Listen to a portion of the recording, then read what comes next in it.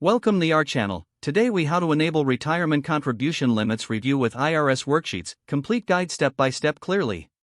To enable retirement contribution limits review with IRS worksheets, start by gathering your financial documents.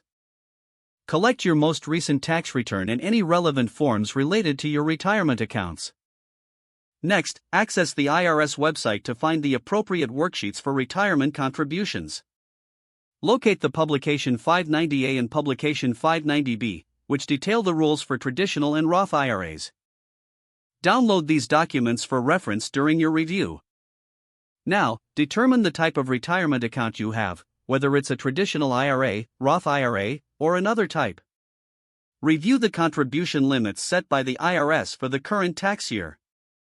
For 2023, the limit for individuals under 50 is $6,500. And for those 50 and older, it's $7,500. Make note of any catch-up contributions if you're eligible. Using the worksheets, calculate your total contributions made throughout the year. Include both employee and employer contributions if applicable. Next, verify if you have exceeded the limit by comparing your total contributions against the IRS limits. If you find you have exceeded the contribution limit, refer to the IRS guidelines on corrective actions. Consider whether to withdraw the excess amount or apply it to the following year's limit. Complete any necessary forms to report excessive contributions on your tax return.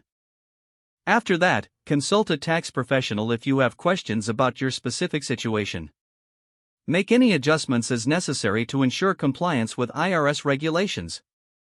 Finally, save all worksheets and documents for your records in case of an audit. Review this process yearly as contribution limits can change annually.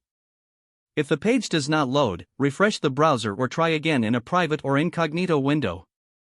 Make sure you are using the correct email address, then retype it carefully to avoid small typos.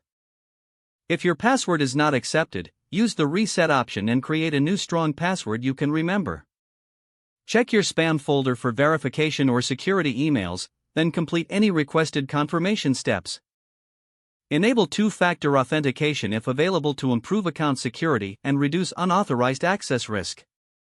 After signing in, review your profile details so your contact information and settings are accurate and current. If you see an error message, note it down and try again after restarting your device and internet connection. Log out when you finish, especially on shared devices, to keep your account and payment information secure.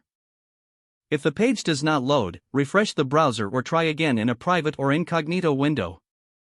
Don't forget to like this video and subscribe to our channel for more step-by-step tech guides.